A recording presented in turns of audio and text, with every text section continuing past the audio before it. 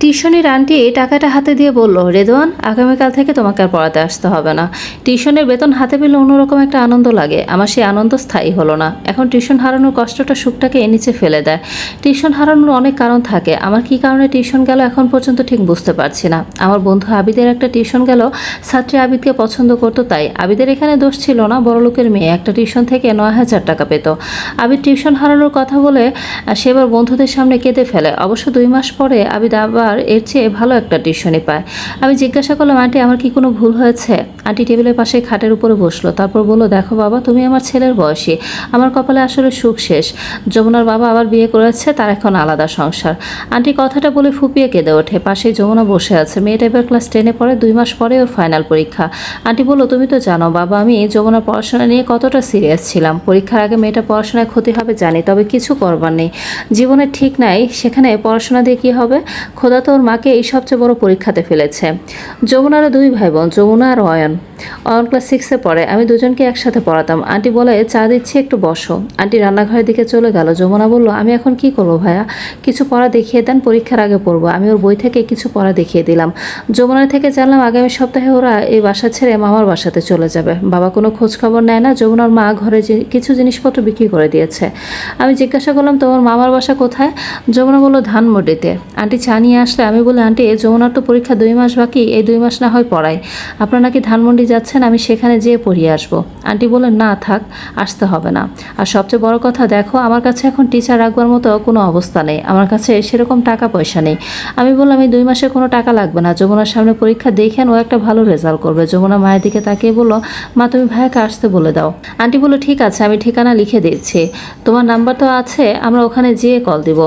যমুনারও ওর মামার বাসাতেই ওঠে। আমি সপ্তাহে 3 দিন ধানমন্ডি পড়াতে যেতাম। একটা 8তলা বাড়ি। এই বাড়িটা যমুনার মামার। বাড়ির চিলেকোঠার ঘরে যমুনা তার মায়ের সাথে থাকে। ঘরটাতে কবুতর রাখা হতো, এখন ওরা উঠেছে। কবুতরের ঘরগুলো ছাদের উপরে তুলে রাখা হয়েছে। আমি পড়াতে যেতাম। আন্টি কখনো সামনে চা দিত, কখনো আফসোস করতো আমাকে নাস্তা না দিতে পারায়। যমুনার পরীক্ষা শুরু হয়। বিজ্ঞান বিভাগের পরীক্ষার দিনগুলোর আগের দিন পড়াতে যেতাম শুধু। যমুনার পরীক্ষার পরে আমার 2টো ভালো টিউশন হয়ে যায়। বেশ টানাটানিতেই চলছিল। টিউশন 2টো পেয়ে ভালো লাগে। 2টো টিউশনের পাশাপাশি এক বাসা থেকে আরেক বাসায় যেতে 3-4 মিনিট লাগে। বৃহস্পতিবার বিকেলে টিউশনের জন্য বের হচ্ছে, তখনই একটা কল আসে। পকেট থেকে ফোন বের করে দেখে আন্টির কল। ফোন রিসিভ করতেই বলে, বাবা কোথায় তুমি? আমি যমুনাকে নিয়ে তোমার ভার্সিটিতে আসছি। আমি তাদের সাথে দেখা করি। আজকে যমুনার রেজাল্ট দিয়েছে। মেয়েটা গোল্ডেন A+ পেয়েছে। যমুনার হাসি মুখ, খুশিতে আন্টির ভেজা চোখ দেখে ভালো লাগে। যমুনা একদিন বড় হবে, হয়তো কারো পাশে তখন এই মেয়েটা দাঁড়িয়ে যাবে। যমুনার সাথে এরপর আমার যোগাযোগ ছিল না। তখন আমি 3য় বর্ষে পড়ি। রোজ 4 মাস গায়ে জ্বর। জ্বর নিয়ে টিউশনে যাচ্ছি। একটা টিউশন জ্বরের কারণে ছেড়ে দিতে হয়।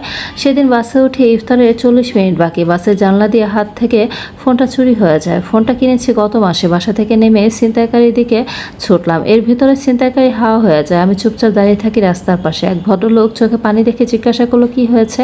তাকে বললাম ফোন হারানোর কথা। তিনি কাঁধে হাত রেখে সান্ত্বনা দিলেন। ইফতারের সময় হয়ে যাচ্ছে, আমার কোথাও যেতে ইচ্ছা করছে না। চুপচাপ ফুটপাতের পাশে একটা বেঞ্চে বসে থাকি। চোখ থেকে পানি ঝরছে। এই ফোনটা কিনতে 4 মাসের টিউশন থেকে অল্প অল্প করে টাকা জমিয়েছে, অথচ এই ফোনটা হারিয়ে গেল। ঘড়িতে দেখলাম আজান দিতে 5 মিনিট বাকি। একটা লোক পানি বিক্রি করছে। একটা পানির বোতল নিয়ে আজানের অপেক্ষা করতেছিলাম। তখনই দেখি আমার সামনে একজন ভদ্রমহিলা ছুটে আসে। এই রেদওয়ান না? আমি তার দিকে তাকাই। আমি তাকে চিনি, যমুনার মা আফরোজা আন্টি।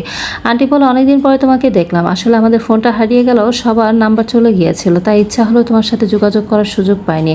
তোমার ছাত্রী যমুনা তো ঢাকা বিশ্ববিদ্যালয়ে ভর্তির সুযোগ পেয়েছে। যমুনা তোমাকে অনেক খুঁজেছে এখানে এসে, তবে পায়নি। অনেকের কাছে জিজ্ঞাসাও করেছে, ফোন নাম্বারটা থাকলে ভালো হতো। আন্টি বলে, তুমিও কি জ্যামে আটকে গেছো? আসলে আমাদের গাড়ি এই জ্যামে। তোমাকে দেখলাম দূর থেকে বসে আছো। প্রথমে মনে হয়েছে অন্য কেউ, পরে মনে হলো না তুমিই। গাড়ি থেকে নেমে আসলাম। ঢাকা শহরে জ্যাম নিয়ে কি আর বলবো বলো? ইফতারির সাথে নিয়েই এসেছি। জানি বাসায় পৌঁছাতে পারবো না, গাড়িতে বসে ইফতারি করতে হবে। একজন লোক আন্টির পাশে এসে দাঁড়ায়। আন্টি তাকে বলে গাড়ি থেকে একটা জুসের বোতল নিয়ে আসতে। সে গাড়ি থেকে জুসের বোতল নিয়ে আসে। আমি রাস্তার পাশে দাঁড়িয়ে ইফতার করি। এদিকে জ্যামও কিছুটা ছাড়ছে। আন্টি বলল, তোমার নাম্বারটা দাও, আমি কল দিব। আমি বললাম, কেবলই বাসে বসে আমার ফোন চুরি হয়ে গেছে। আন্টি আহারে বলে আমার চোখে মুখের দিকে তাকিয়ে বলে, এই জন্য তোমাকে এতটা মনমরা লাগছে? সরি বাবা, আমি বুঝতে পারিনি। আন্টি আমার বন্ধুর নাম্বার নিয়ে চলে গেল। হলে যেয়ে প্রথমে মাকে ফোন হারানোর কথা জানালাম। আমাকে কলে না পেয়ে নয়তো মন খারাপ করবেন। আমার বন্ধু আবিদের একটা বাটন ফোন ছিল, আপাতত সেটাতেই একটা সিম কিনে ব্যবহার করি। সেদিন রাতে টিউশন থেকে ফিরছি, তখনই ফোন বেজে ওঠে। কল রিসিভ করতে ওপাশ থেকে বলে, রেদওয়ান, আমি তোমার আফরোজা আন্টি যমুনার আম্মু। আমরা তোমার ভার্সিটিতে আসছি, তুমি একটু আসবে?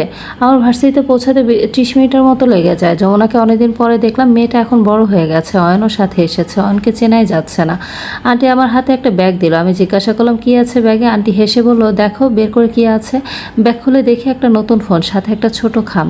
আমি চুপচাপ খামটা আর ব্যাগ নিয়ে দাঁড়িয়ে আছি। আন্টি বলল, রেদন বাবা তোমাকে একটা দুঃখের কথা বলি, যদিও এখন সব কিছু স্মৃতি, আমার ইচ্ছা করতো তুমি যখন যমুনাকে পড়াতে যেতে, নাস্তা দিতে, আমরা চিলেকোঠায় থাকতাম, তবে খাবার খেতাম ভাইয়ার বাসায়। একদিন তোমার জন্য নিচে থেকে চা বানাতে গেলে ভেজা চোখ ফিরে আসি। অপমান গিলতে হয়েছে জীবনে অনেক। বাবা আমার জন্য একটা ফ্ল্যাট রেখে গিয়েছিল, ফ্ল্যাটটা বিক্রি করে দেই। আমার এক বান্ধবী কাপড়ের ব্যবসা করে, ওর সাথে আমিও শুরু করি। প্রথমে 1 বছর বেশ কষ্টে গেছে, এখন আমার ঢাকাতেই 3টা বড় দোকান আছে। দেখো এখন আমার সব আছে, ঘর আছে, নিজের গাড়ি আছে। পুরোনো দিন ভেবে মন খারাপ হয় কখনো? আন্টি দীর্ঘশ্বাস ছাড়ে, তারপর হেসে বলে, এখন কোনো দুঃখ নেই, একদিন আমার বাসায় আসবে কেমন?